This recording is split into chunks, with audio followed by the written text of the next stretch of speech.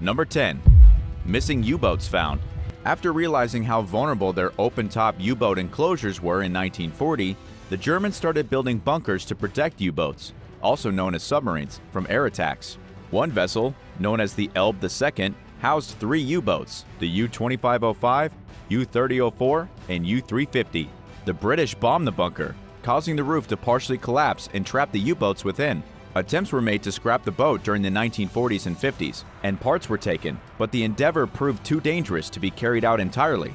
The U-boats sat untouched until 1985, when they were rediscovered inside the Elbe II's destroyed bunker. During the 1990s, the German government decided that the vessel was dangerous and filled it with gravel and concrete. While the Elbe II still sits on the bank of the Elbe River at Volkenhofen, the area was turned into a parking lot, rendering it inaccessible.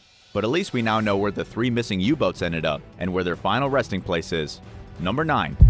Heaven Can Wait. In 1944, a B-24 bomber called Heaven Can Wait was shot down off the Papua New Guinea coast while carrying 2nd Lieutenant Thomas V. Kelly Jr. during a mission to disrupt the Japanese shipping supply chains. His remains were never found, and his family was left to grapple with the lack of closure. In their attempts to come to terms with Kelly's demise, they had a tombstone made, bearing an etching of the plane and the words, "In loving memory." Some of Kelly's distant surviving relatives found information online about the B-24 bomber in 2013. They spent the next several years conducting further research, ultimately leading to an ocean floor search by oceanographers and archaeologists, which was covered in a 2018 New York Times article by Mike Ives. The long-missing B-24 bomber was found thanks to the nonprofit Project Recover, which works with the Defense POW/MIA accounting agency to find, identify, and return the remains of World War II personnel. Discovered in Hansa Bay, it's one of 5 U.S. aircraft that are believed to have gone down in the area during World War II. Since 1973, the remains of nearly 3,000 U.S. soldiers have been recovered. This may seem like a lot, but some 72,000 individuals remain unaccounted for, and only 26,000 are considered recoverable. While advancements in forensic science are helping in the effort to send fallen fighters home, experts are fighting against the clock as remains become more difficult to identify with time. Number 8. Missing man recovered. The Navy cruiser USS Indianapolis was destroyed by a Japanese torpedo in July 1945, as what's been described by many as the Navy's worst ever maritime disaster. The vessel sank in less than an hour. Sailors and Marines perished in the actual sinking, as well as afterward from saltwater poisoning, dehydration, and shark attacks. In 2018, the wreck of the USS Indianapolis was discovered 18,044 feet below the water surface in the Philippine Sea. For a long time, the death toll was believed to number 880, and 316 were believed to have survived. But the Naval History and Heritage Command's Histories and Archives Division announced in 2018 that these figures were wrong, and that 879 people died, while 317 lived. Due to a clerical error, Navy radio technician Clarence William Donner was listed as being on the ship when he actually wasn't. Once researchers saw the error, it brought the total count of those aboard the ship down from 1,196 to 1,195, thereby solving the decades-old mystery of an unidentified missing man aboard the ship. Imagine if you were declared dead by mistake for being on a ship that sank in the war. You'd have no identity. You could start fresh with a brand new life. Would you? Tell me your ideas in the comments below. Then remember to subscribe to American Eye if you haven't already for more intense videos. Number 7. Landing craft wreck located. In 1943, a British vessel called the Landing Craft Tank, LCT-326, disappeared with 14 crew members aboard. Military officials concluded that it probably encountered bad weather or hit a mine and sank somewhere off the Isle of Man. Marine scientists finally found the vessel last year off Bardsley Island in northern Wales. It was discovered 25 miles south of where experts had believed it was all along. New research revealed that the vessel's escort ship, HMS Cotillion, last witnessed LCT-326 in the area where it was recently found, despite official recordings claiming that it sank off the Isle of Man. The wreck was discovered broken in two, resting 300 feet below the water's surface. Although its identity was unconfirmed when the news made headlines, chances are good that it's LCT-326, as the vessel lies right in the path of the flotilla it was traveling with when it vanished. Measuring 190 feet long and 33 feet wide, the sunken vessel also matches the dimensions of the LCT-326. Designed to land armored vehicles, LCT-326 and others like it participated in amphibious operations like D-Day. The recently discovered wreck appears to have gone down in rough waters and likely broken half before plunging to its final resting place. Number 6. War criminals' missing remains. Former Japanese Prime Minister Hideki Tojo was convicted of war crimes and sentenced to death in 1948 for his role in masterminding the attack on Pearl Harbor. He and 6 others were hanged. American officials handled the remains, keeping their whereabouts a secret to prevent the glorification of the executed men as martyrs by ultra-nationalists. Earlier this year, Nihon University professor Hiroki Takazawa announced that he had found the answer to this long-standing mystery through declassified U.S. military documents he examined in the U.S. National Archives in Washington, D.C. Takazawa spent several years poring over the documents before publicly disclosing his findings. Based on the evidence, he believes that Tojo's ashes were spread from a U.S. military aircraft over the Pacific Ocean, roughly 30 miles from the city of Yokohama. This is the first known time that details about Tojo's final resting place were found in official documents. His great-grandson, Hidetoshi Tojo, told the Associated Press that he was relieved by the information, and the unknown location of the remains had long been a source of embarrassment for the family. Number 5. USS Grayback. 52 U.S. submarines were reported missing during World War II. At least a handful of them have been found as part of an initiative called the Lost 52 Project. In 2019, the organization announced its 7th discovery of a lost submarine, the USS Grayback. Found 1,427 feet underwater off the Okinawa coast, it's the first U.S. submarine to be discovered in Japanese waters. After discovering a document error in the longitudinal calculation for where the USS Grayback sank, the Lost 52 team figured out the correct location. Using advanced technology, including sophisticated robotics, they found the wreck 100 miles from where the original historical record specifies. The USS Grayback sank 14 ships and menaced and disrupted many others throughout the war. It was imperative in the Allied success of the Pacific Campaign at Guadalcanal. At the tail end of its career as one of the most successful World War II submarines, the vessel disappeared during its last mission in 1944 while en route to the East China Sea. A month after leaving from the patrol mission, the crew communicated that the sub only had 2 torpedoes left. It was ordered home, but word spread shortly thereafter that it was damaged by enemy aircraft. All communication ceased from there, leaving families of lost crew members without closure until the USS Grayback's rediscovery 75 years later. Number 4. Palm Beach rubber bales. Authorities were stumped last year when large blocks of material similar to rubber cement began washing ashore in Palm Beach, Florida. Volunteers from the non-profit Friends of Palm Beach were the first to spot the strange objects. For several weeks, beachgoers and snorkelers reportedly spotted the blocks, but failed in their efforts to remove any from the water before they washed away. Finally, in the wake of Tropical Storm Isaiah, 3 of the blocks washed ashore and were successfully retrieved. In the coming weeks, 3 more were collected. On the inside, they were solid, with thin rubber layers and a honeycomb-like pattern. The bizarre objects were bales of natural rubber latex, according to Jerry McCall of the R.D. Abbott Co. rubber supplier, who spoke with the Palm Beach Post. He further explained that the blocks were of a style characteristic of South American manufacturers, but nobody could say with certainty when or where these were made. A study published earlier this year suggests that the blocks dated back to World War II, and that they come from the same shipwreck that caused rubber bales to appear on the Brazilian coastline. The vessel in question is the Rio Grande, a German ship that U.S. forces destroyed near the country in 1944. It would make sense for the blocks to get caught in the Gulf Stream and make their way to Florida. The bales from both Brazil and Florida are similar in appearance, but more research is necessary to confirm their source. The explanation is plausible, especially considering that rubber was in high demand during World War II, and is something militaries would have been transporting in their ships. Although the Rio Grande rests 3 miles below the water's surface, it's possible that metal-eating bacteria corroded the ship and released the bales from within. This is just one possible way they could have reached the shore after being submerged for over 70 years. It's also possible that someone illegally salvaged metal from the Rio Grande, causing the blocks to surface. Whatever its source, it's just weird to see strange rubber cubes from World War II washing up on shore, don't you think? Number 3. Looted treasure. The discovery of a German World War II-era ship last year made headlines for its potential to solve an age-old mystery surrounding looted treasure. One of the war's most famous mysteries is the whereabouts of a collection of valuables the Nazis took from the Amber Room, a gilded chamber that was once a fixture of the Tsarist palace. The trove was last seen in the modern-day Russian enclave of Kaliningrad, which was a Baltic port city known as Königsberg during the war. It departed the port in 1945 on the Karlsruhe steamer, which was sunk off the Polish coast by Soviet aircraft. Loaded down with heavy cargo and 1,083 passengers, the ship had left in a hurry as part of a massive sea evacuation called Operation Hannibal, which relocated over 1 million German troops and civilians amid the Soviet advancement into East Prussia toward the war's end. Last October, Polish divers claimed that they found the wreck. It contains military vehicles, porcelain, and crates filled with unknown contents, according to diver Tomasz Stachura. Whether these crates contain the missing Amber Room treasures remains to be seen, but the prospect of finally finding the vanished collection is nothing short of intriguing. Number 2.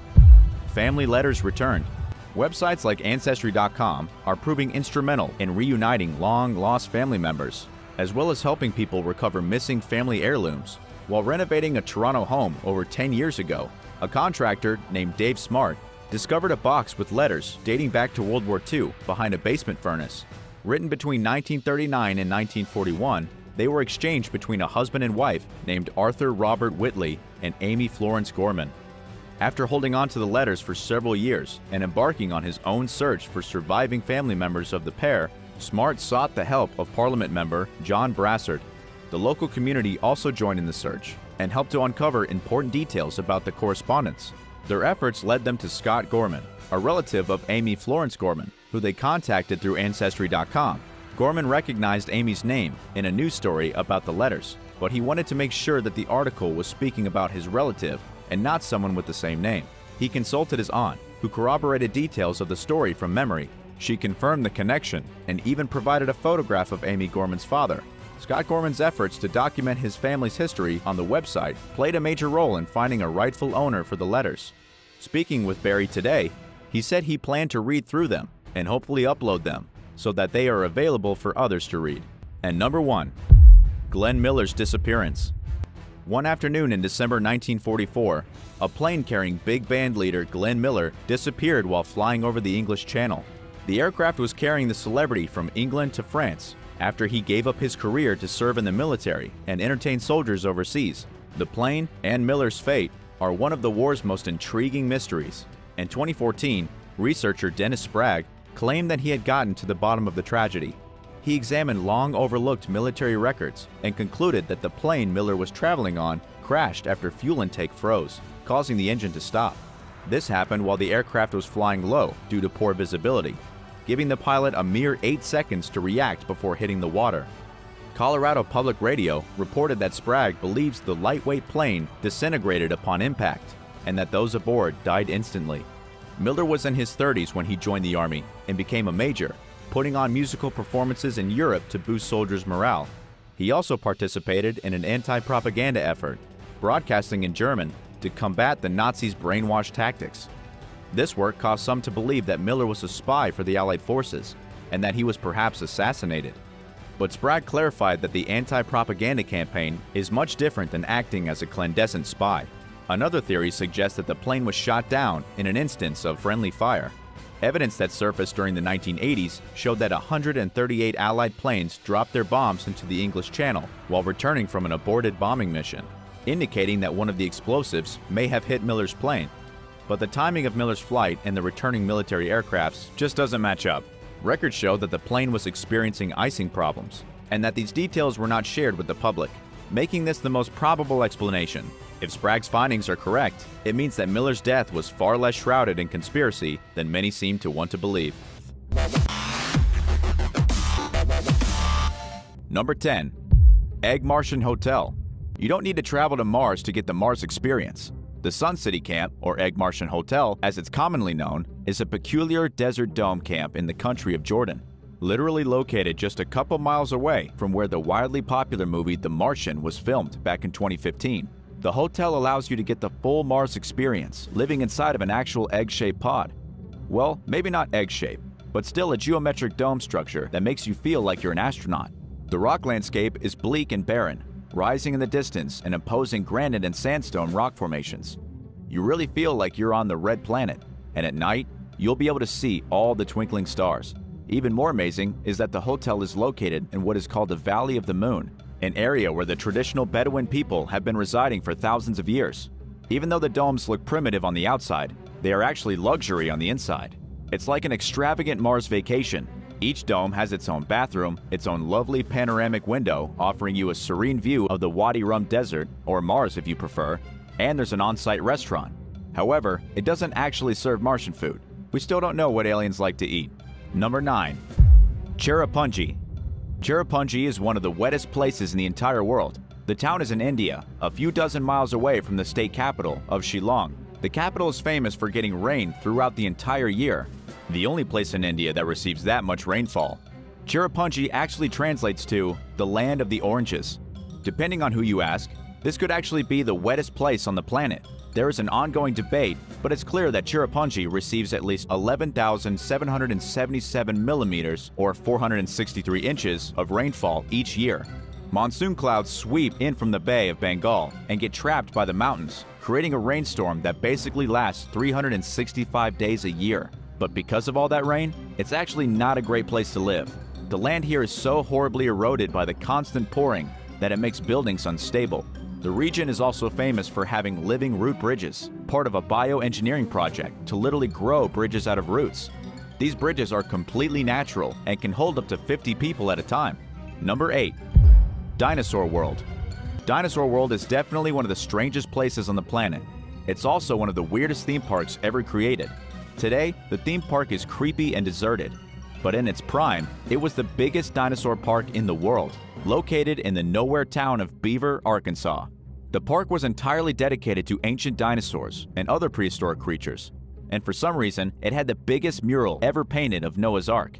Dinosaur World began to take shape in 1967, and by the 1970s was famous for having the biggest King Kong statue in the world. The gorilla was over 40 feet tall.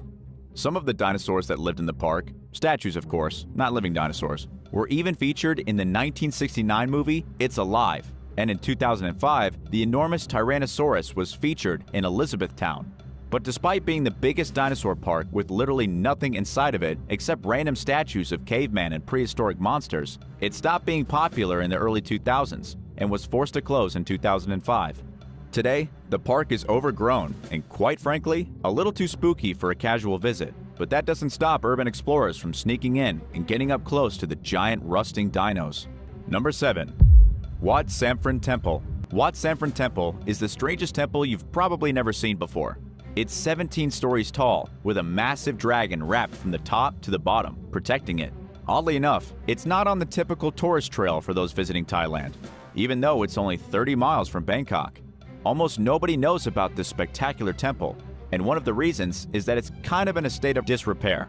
It may be filled with statues and shrines, a giant bronze Buddha, and of course the huge dragon looming over it, but much of it is actually closed off to the public. The temple is a mixture of Chinese and Thai architecture, with the dragon itself, or more so its 5 claws, representing the 5 moral precepts in the Buddhist religion. The temple stands 262 feet or 80 meters, with 80 being the age that Buddha was when he died. The reason many parts are blocked off is the temple was never actually finished. Much of it just isn't safe.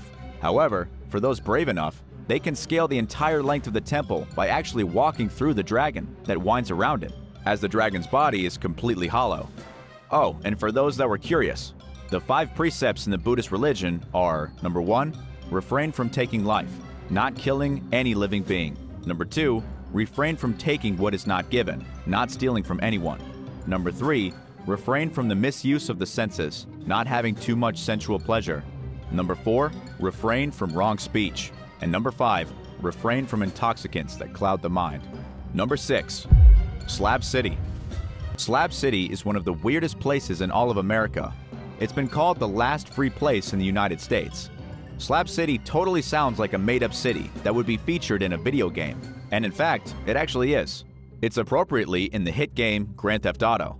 From the outside, it looks like an ordinary desert town. However, it's actually a squatter's paradise, perched on 640 acres of public land. It's roughly 50 miles from the border of the United States and Mexico in California. Slab City was built over a former US Marine Corps base, which back in the 1940s housed a laboratory filled with military scientists. The lab was shut down after the end of the war. The place went abandoned and the squatters moved in. Who lives in Slab City?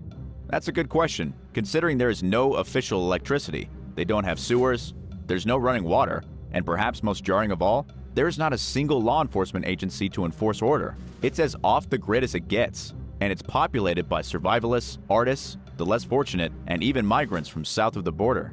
So, what do they do in Slab City? They do whatever they want. People build shelters out of wood, pallets, desert brush, and whatever other scrap they can find, and they just kind of live there on the edge of existence. Would you ever visit a place like this? In real life or GTA? Let us know in the comments below, and if you're liking this video, be sure to hit the thumbs up and subscribe button if you haven't already. Number 5. The Underwater City. Off the coast of Cancun, there is an underwater city that's creepy enough to make most people never want to visit it. If you didn't know what this place was, and accidentally found it while scuba diving in Cancun, you might have a panic attack. In this submerged city, there is a treasure trove of bizarre and unnerving statues. At first glance, it seems as though a small town was somewhat petrified in stone. There are even cars and what looks like weird religious ceremonies going on in the bottom of the ocean. It's truly an eerie underwater scene. In truth, all of the stuff was put down there as part of MUSA, or the Museo Subacuático de Arte, which translates roughly to the Museum of Submerged Art. It was created by the British sculptor Jason de Carys Taylor and set up near Isla Mujeres. There are roughly 500 installations submerged in this weirdly living art exhibit. Besides just creeping out the visitors, the statues and art pieces help to keep the landscape fertile for the local ocean life. Would you like to check this place out? Number 4. Garbage City. There's a miniature city in Cairo, Egypt, that is significantly different from the submerged city off the coast of Mexico. This one is disgusting. It's called Garbage City, and it's not the kind of place you want to spend a weekend getaway. The actual district is called Mansiat Nasser, and it's filled with trash. It's one of the weirdest places in Egypt, and that's saying something considering the amount of history here. It's actually a slum settlement where Coptic Christians live. There is so much trash that the locals have made their economy out of collecting and recycling the garbage. But why is there so much garbage in this one area? It's because the rest of Cairo, which by the way has somewhere around 24 million citizens, all dump their trash right there. The stench of rotten meat and other horrible things is everywhere, with the roads literally overflowing with polluted, stagnant water. Plus, the slum has no infrastructure, very little electricity, and you do not even think about touching the running water. Gross. Number 3. Castle of Stone. The Castle of Stone is an unfinished utopia. The castle doesn't actually have a name, though some have called it the Fort of Faces. It's located in a remote valley in the southwestern Guizhou province of China. It looks as though it's thousands of years old, but it actually dates back to only 1997. The castle was formed by hand by the artist Song Pailun. He's been building it for 20 years and still hasn't finished. And because he's 78 years old now, he has admitted that it's unlikely he'll ever see his vision complete. Song was a Chinese professor who gave up his academic career back in 1996 to work in Florida. It was there that he got his idea for the stone castle when visiting the Crazy Horse Memorial in South Dakota.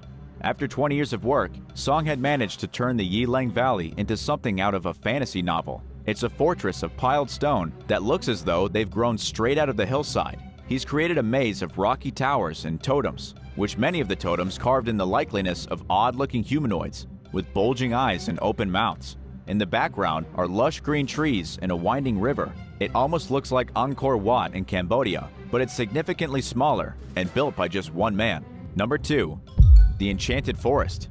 The Enchanted Forest is a very strange place you can go if interested in encountering fairies and dragons. Of course, these fairies and dragons aren't living, breathing things, but they are part of the Enchanted Kingdom, a park inside of a forest located in Malacca, British Columbia. In a remote part of the forest, Doris and Ernest Needham began constructing bizarre sculptures of things like mermaids and pirates in the 1950s. They even built a magic mirror that would tell you who the fairest in the land was. By the 1960s, their little piece of forest was attracting a lot of attention. They decided to open the door to visitors, and the park has since exploded in popularity. It's set in the naturally enchanting forest of BC and is filled with characters from fairy tales and nursery rhymes, with Snow White and her 7 dwarves, huge castles and dark dungeons, and everywhere you look, giant mushrooms. It's like being transported into Narnia.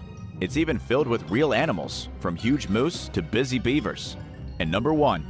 Pangbosh Monastery. There is a very strange monastery located in Nepal, in the region of the legendary Mount Everest.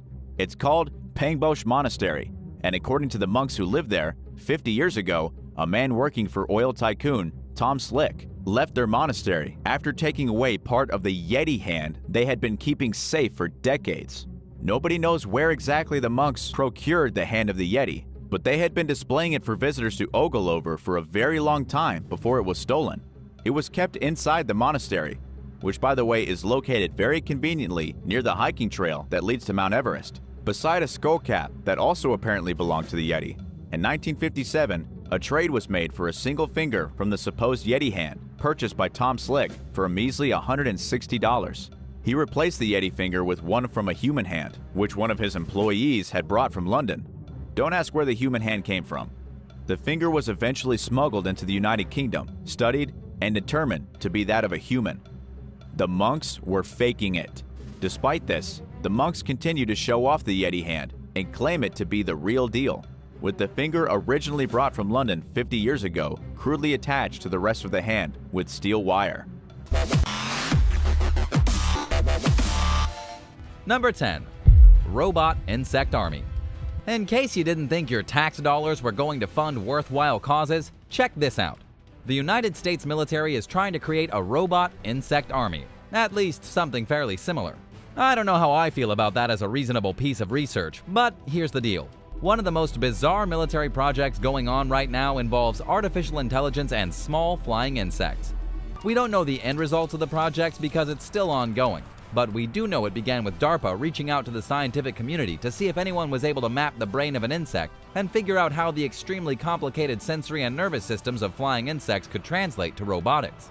In other words, an army of robot insects. The idea is to create extremely tiny AI systems. Imagine a drone, except it's a fly and there are millions of them. They would operate with a type of hive mind protocol as a singular entity. We don't know how far the military has gotten with this bizarre project or what they even intend to use their robot army for. But besides, once they've assembled their army, they probably won't tell us anyway. Your tax dollars hard at work, ladies and gentlemen. Number 9. Military mind control. The United States military recently funded a project to create a helmet that can read minds. Oh yes, the military is diving deep into mind control. However, it's a bit different from what you might expect. The helmets are designed to allow soldiers to fly drones and to control other robots using telepathy. The idea is that once the helmet is on the soldier's head, it'll read the signals in the brain to operate the robot or whatever other piece of machine the helmet is connected to. Here's how the project got started. First, researchers in Texas are trying to make the helmet read the vision of a person and then transfer what they're seeing into the brain of a person who's visually impaired. In other words, the person wearing the helmet, whatever they're seeing, it'll be transmitted into the brain of a blind person. This is some seriously futuristic stuff. The helmet works by utilizing light and magnetic fields to interact with neurons in the brain. The ultimate goal is to have a scenario similar to the science fiction novel Ender's Game. If you've read the book or know the story, it would basically result in a single soldier controlling huge war machines while sitting in a room somewhere with a helmet on. Would you sign up to command real military equipment with your mind? It seems a little scary to me, but what do you think? Number 8. Augmented Doggy Reality. Dogs having a place in the military is nothing new. However, a new project being managed by the Army Research Office is trying to create cyborg dogs. Well, at least dogs that can make use of augmented reality. On the modern battlefield, military dogs are used to search for explosive devices and to help with rescue operations. However, a human is usually needed to be present to give the dog its instructions. Scientists want to create augmented reality goggles that can be placed on a dog's head so that its handler can give it commands remotely. How does it work? The augmented reality glasses are fixed to the dog's head. Think of it like the heads-up display in a video game. The handler will be able to transmit instructions to the goggles, which the dog then sees overlapped with the real world. Think of visual cues that the dog has been trained to follow. The dog will see commands come up in the goggles, telling it where to go, what to search for, and when to return to base. I don't want to see any friendly dogs get in harm's way more than they need to, personally.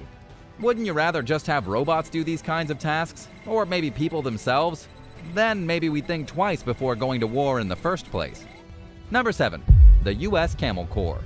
Way back in the 1830s, the expansion into the American West was difficult and dangerous. Moving from east to west involved inhospitable terrain, a bleak climate, and nearly impossible routes through desert, mountain, and river. To allow the Army easier passage into the West, Lieutenant George H. Crossman had the bizarre idea in 1836 to establish a Camel Corps, one of the weirdest experiments in the history of the U.S. Army. It wouldn't be until 1855 that Congress finally agreed to give $30,000 to purchase and import camels for military purposes. Soon after, the Navy transported a collection of camels to the United States for use as military transport. 33 camels were brought back, then months were spent acclimating the animals to their new home and teaching the locals how to properly care for them. It was when the military decided to build a road from east to west that camels came in especially handy. They could travel farther than horses and mules and could still carry about 700 pounds. They also traveled across the rough terrain more easily. They could go about 40 miles a day while only drinking water once every 2 weeks. However, by 1864, there wasn't much use for the camels anymore. There were some suggestions to use them for the postal services, but that never happened. It wasn't that the camels were useless or less useful than horses, it was just that people didn't really like them. They stank and had bad attitudes and, quite frankly, weren't as pretty as horses. In the end, the Camel Corps was scrapped and the camels were sold for $52 each. But just imagine if the camels were friendlier or had caught on with the soldiers and cowboys who lived in the Wild West. We could have a very different image of our frontier pioneers. Number 6. The Iceberg Boat. Back in the 1940s, German submarines were terrorizing the Allied forces, sinking their ships in the Atlantic Ocean and threatening to win the war with their powerful navy. The Allies wanted something that was too big to fail, and so a British inventor designed what came to be known as the Berg ship, an aircraft carrier carved out of an iceberg. It would be a giant, unsinkable ship, more like an island made completely out of ice. As insane as it is to think about, the prototype was actually approved by Winston Churchill, then built in secret. The inventor of the ship was Geoffrey Pike. He envisioned an aircraft carrier over 1 mile long and made entirely of ice. But it proved significantly harder than anticipated. The prototype was commissioned in 1943 and was to be constructed in Canada. A model was built on Patricia Lake in Alberta, 60 feet long and 1,000 tons. To create the larger vessel, scientists would need 35,000 tons of timber, 10,000 tons of steel, and 25,000 tons of insulation. Oh, and 300,000 tons of wood pulp. However, the projects kept getting more and more complicated and expensive. In the end, there just wasn't enough money or material to build the Iceberg Boat, and the plans were scrapped. Still, theoretically, the ship could be built today. I have to imagine that spending a lot of time and money to build an iceberg aircraft carrier only to have it eventually melt into the sea doesn't sound that appealing, though. What do you think? Let me know in the comments down below, and be sure to subscribe if you haven't already. Number 5. North Korea killer dolphins. Evidence has recently emerged that in North Korea the military has begun training dolphins for an unknown but probably pretty nefarious purpose. Believe it or not, this isn't the first time a nation has tried to bring dolphins into the military. The Russians did it, and so did the US Navy, but that was a long time ago. Fighting dolphins are a thing of the past, except for apparently in North Korea. They're just catching up, folks. Plus, who doesn't want to work with dolphins all day? Satellite images revealed the program in North Korea date back to at least 2015, when a dolphin enclosure was spotted near a naval base on the west coast. North Korea has yet to comment on their bizarre dolphin program, but intelligence suggests it's part of the naval modernization that's been going on under the leadership of Kim Jong-un. What exactly the North Koreans are training the dolphins to do is arguably anybody's guess, but knowing them, it's probably pretty ridiculous. Number 4. Supersonic UFOs. Up until recently, UFOs have been strictly myths, along the same lines as the Loch Ness Monster or Bigfoot. But after the US government declassified some documents, the public got their first look at something called Project 1794, when the Army tried to make their very own flying saucer. The government decided enough time had passed and released the actual schematics for a flying device that was part of an operation in the 1950s to make a sophisticated military vehicle. So what happened to the UFO? It was to be built by a Canadian company on Canadian soil, though the US was heavily involved. The saucer was to take off vertically, reach a ceiling of over 100,000 feet in the air, and reach speeds of Mach 4. It would have been an incredible device. But unfortunately, UFOs aren't really that practical. The government wasted about $26 million in today's currency on the project, only to have the UFO get about 5 feet, 1.5 meters off the ground. The plug was pulled in 1960 and the information was buried. Again, your tax dollars hard at work. Number 3.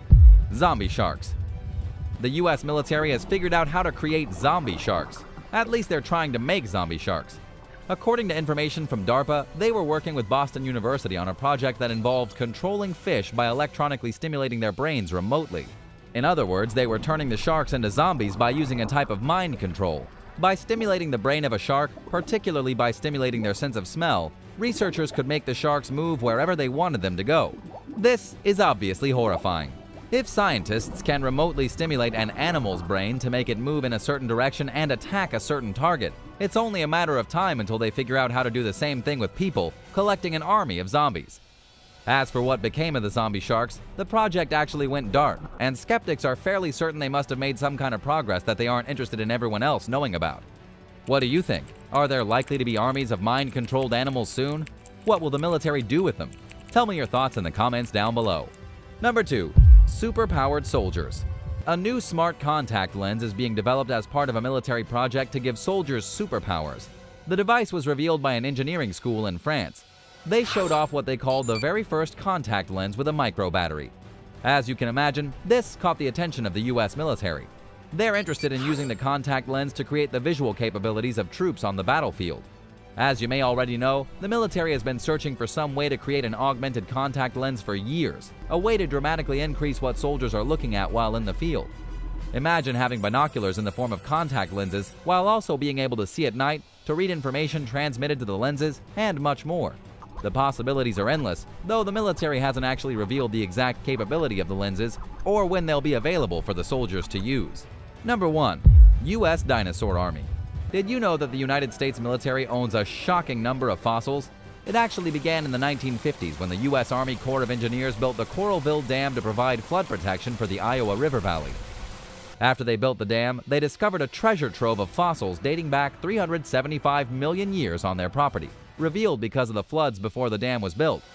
The flooding wiped away several feet of limestone to reveal the fossils beneath. According to Nancy Brighton, an archaeologist with the U.S. Army Corps, the military owns a collection of fossils that spans the entire paleontological record. They have everything from trilobites to dinosaurs. But what does this mean? Is the Army planning to create their very own Jurassic Park? Or what about an army of Tyrannosaurus Rexes? We don't actually have an answer for that. While it's definitely interesting to imagine what the military could do with a limitless supply of dinosaur bones, they haven't revealed any plans for creating any hybrids or bringing any creatures back to life. But that doesn't mean that it won't happen. 30 years from now, we could see soldiers riding into battle on some kind of shark-dinosaur hybrid, or cyborg mechanized T-Rexes in war zones to try to keep the peace in unstable areas. I know I wouldn't mess with something like that. Would you? What do you think the Army would do with living dinosaurs? Let me know in the comments down below. Thanks so much for watching, and be sure to hit the subscribe button for more great videos right here on American Eye.